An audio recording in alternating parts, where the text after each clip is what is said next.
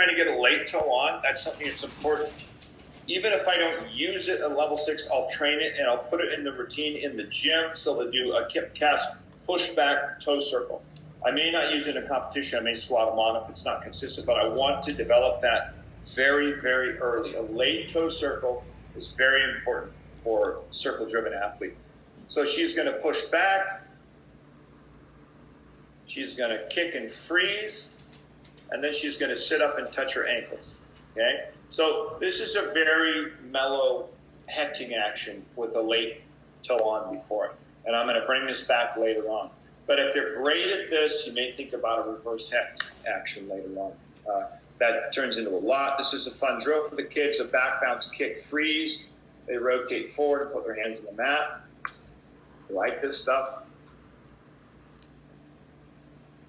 All right, so now I'm ready for level 7. Here's a base level 7 routine.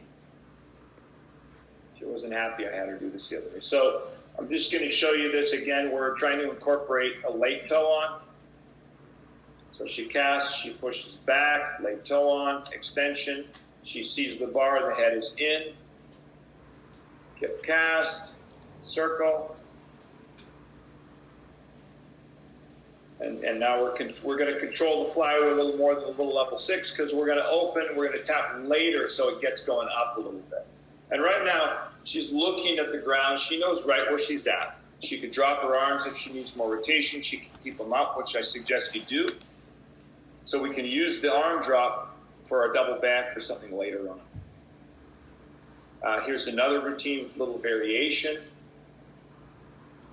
Pike on, Stalder, couple giants, and a good little flyway. Well above bar height. The judges will like that. All right, so I'm at level 7. That's what I've developed. I developed those skills at level 6. And now at 7, I'm thinking about level 8. And so I'm going to take my handstand, and I'm going to start really working on that half pirouette. Because essentially, if I simply put a half pirouette before either one of those last 2 routines, I'm going to fulfill the requirements for level 8 with minimal skills and be very, very clean. So I want to do that. At level 8, you could have a little more difficult dismount. They are starting to look at composition here. If it's developed, don't rush it. If you need to spend another year on your flyweight, do it. Okay? This is a drill I like to make my beat handstand strong because that handstand has to come up very strong. And right there, when it starts to get weightless, she needs to understand and feel that she's going to go over the top of the bar. And then she can turn early. At least she can get to the top of the bar and turn on top of the bar. The early pirouette is important. It's the end of your giant full in a couple years, so really work on this.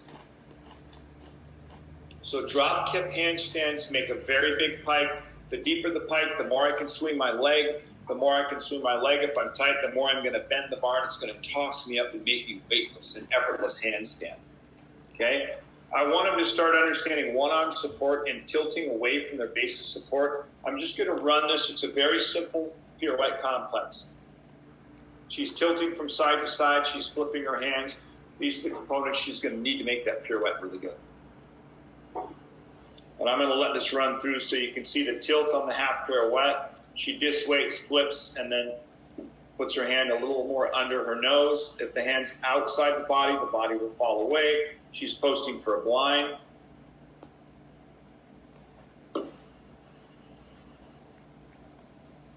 And then she's going to do a series of putting those 2 skills together, blind full, shimmy across the bar with the tilt.